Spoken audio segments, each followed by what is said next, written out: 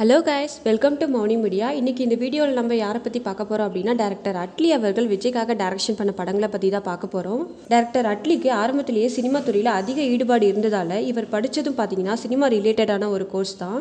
அதுக்கப்புறம் இவர் ஸ்க்ரீன் ரைட்டராக தன்னோட கெரியரை ஸ்டார்ட் பண்ணுறாரு. அப்படி இவர் ஒர்க் பண்ணும்போது இவரோட நிற தோற்றத்தை வச்சு நிறைய பேர் இவரை டிஸ்கரேஜ் பண்ணியிருக்காங்க. அதெல்லாம் அவர் பெருசாக எடுத்துக்காமல் டேரக்டர் சங்கர் கிட்ட அசிஸ்டன்ட் டைரக்டராக ஒர்க் பண்ணுறாரு. அப்படி இவர் அசிஸ்டன்ட் டைரக்டராக ஒர்க் பண்ணி 2010 சூப்பர் ஸ்டார் ரஜினி அவர்கள் நடித்து ரிலீஸ் ஆகி சூப்பர் ஹிட் கொடுத்த ஒரு படம் தான் எந்திரன் அப்படின்ற படம். அது மட்டும் இல்லை, 2012 தளபதி விஜய் அவர்கள் நடித்து பயங்கர ஹிட்டான படம் நண்பன் அப்படின்ற படம். இந்த படத்தில் இவர் அசிஸ்டன்ட் டைரக்டராக மட்டும் இல்லாமல் ஒரு சின்ன ரோலையும் நடிச்சிருப்பார். அதுக்கப்புறம் இவரே டைரக்ஷன் பண்ணலாம் அப்படின்னு டிசைட் பண்ணுறாரு. அப்படி இவர் ஃபஸ்ட்டு டைரக்ஷன் பண்ணது ஒரு ஷார்ட் ஃபிலிம் தாங்க. அந்த படத்தில் சிவகார்த்திகேயன் மற்றும் இவரோட ஒய்ஃபான கிருஷ்ணபிரியா தான் நடிச்சிருப்பாங்க. அந்த படம் தாங்க 2011 ரிலீஸ் ஆன முகப்புத்தகம் அப்படின்ற படம். இந்த படத்துக்கு மக்கள்கிட்ட மிகவும் நல்ல வரவேற்பு கிடைச்சது. இவர் வேற ஆக்டர்ஸை வச்சு டைரக்ஷன் பண்ண படங்கள் இருந்தாலும் நாம இப்போ விஜய்க்கு மட்டும் டைரக்ஷன் பண்ண படங்களை மட்டும்தான் பார்க்க போகிறோம். அப்படி இவர் 2016 விஜயை ஹீரோவை வச்சு ஒரு படம் டைரக்ஷன் பண்ணுறாரு. இந்த படத்தை ஒரு எமோஷனல் ஆக்ஷன் த்ரில்லர் படமாக எடுக்கிறாரு. இந்த படத்தை சென்னையில் தான் டைரக்ஷன் பண்ணலான்னு ஃபஸ்ட்டு டிசைட் பண்ணுறாங்க. ஆனால் அந்த டைமில் சென்னையில் வெள்ளம் வந்ததாலும் அதுக்கப்புறம் சவுத் இந்தியன் ஃபிலிம் அசோசியேஷனில் ஸ்ட்ரைக் நடந்துட்டு இருந்ததாலும் இந்த படத்தோட டைரக்ஷனை 2 டைம் ஸ்டாப் பண்ணிடுறாங்க. அதுக்கப்புறம் சைனாவில் எடுக்கலான்னு டிசைட் பண்ணுறாங்க. ஆனால் அங்கேயும் கிளைமேட் ரொம்ப மோசமாக இருந்ததால் அங்கேயும் எடுக்க முடியாமல் போயிடுது. கடைசியாக பேங்காக்கில் தான் இந்த படத்தோட ஷூட்டிங்கை எடுத்து முடிக்கிறாங்க. இவ்வளோ ப்ராப்ளம்க்கு அப்புறமா தான் இந்த படத்தை எடுத்து முடிக்கிறாங்க. இந்த மூவியில் பார்த்தீங்கன்னா சமந்தா, எமி ஜாக்சன் இவங்கெல்லாம் நடிச்சிருப்பாங்க. அது மட்டும் இல்லைங்க, இந்த மூவியில் நிவேதிதா அப்படின்னு ஒரு குட்டி பாப்பாவும் நடிச்சிருப்பாங்க. அவங்க வேறு யாரும் இல்லை, நடிகை மீனாவோட டாட்டர் தான். இந்த மூவியோட ஸ்டார்டிங் சீன்லேருந்து எண்டு வரைக்கும் இவங்களோட ரோல் இருக்கும். இந்த மூவி பண்ணும்போது நைனிகாவுக்கு பார்த்தீங்கன்னா 4 வயசு தான். அந்த சின்ன வயசுலேயே பெரிய டயலாக்ஸ்லாம் இந்த மூவியில் இவங்க பேசியிருப்பாங்க.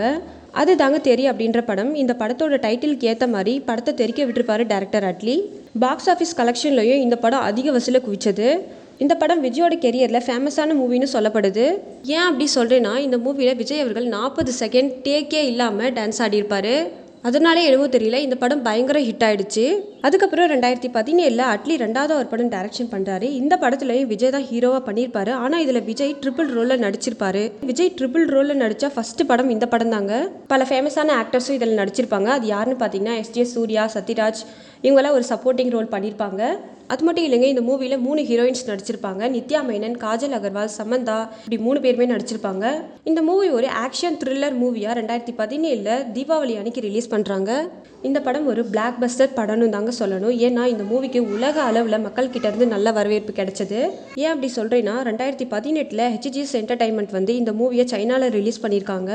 அது மட்டும் இல்லைங்க, யூரோப்பில் மிகப்பெரிய சினிமா தியேட்டரான கிராண்ட் ரெக்ஸ்லையும் இந்த மூவியை ரிலீஸ் பண்ணியிருக்காங்க. அதுக்கப்புறமா சைனாவில் ஹைனான் இன்டர்நேஷ்னல் ஃபிலிம் ஃபெஸ்டிவல்லையும் தென்கொரியாவில் நடந்த புச்சியோன் இன்டர்நேஷ்னல் ஃபேண்டாஸ்டிக் ஃபிலிம் ஃபெஸ்டிவல்லையும் இந்த மூவியை டெலிகாஸ்ட் பண்ணியிருக்காங்க. இந்த அளவுக்கு பேசப்பட்ட படம் தாங்க மெர்சல் அப்படிங்கிற படம். இந்த படம் பாக்ஸ் ஆஃபீஸ் கலெக்ஷனில் 260 கோடி கலெக்ஷன் பண்ணியிருக்கு.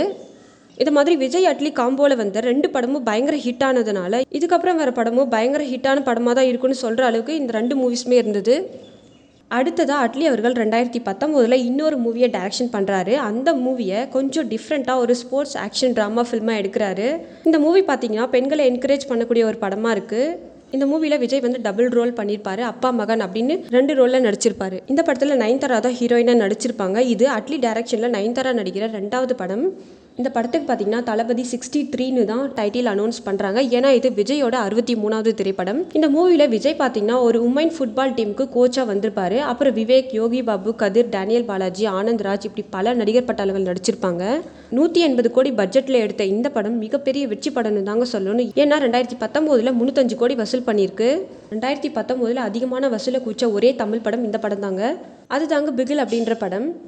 அட்லி விஜய் காம்போல இன்னும் பல மூவிஸ் வரணும்னு நினைக்கிறவங்க கமெண்ட் செக்ஷனில் சொல்லுங்கள். எது எப்படி இருந்தாலும் அட்லி மற்றும் விஜயோட பங்களிப்பு தமிழ் சினிமாவில் ரொம்ப அதிகம்னு தான் சொல்லணும். இது போன்ற அடுத்தடுத்த தகவல்களுக்கு எங்களுடைய மௌனி மீடியா சேனலுடன் இணைந்திருங்கள். அடுத்த வீடியோவில் சந்திக்கலாம். நன்றி.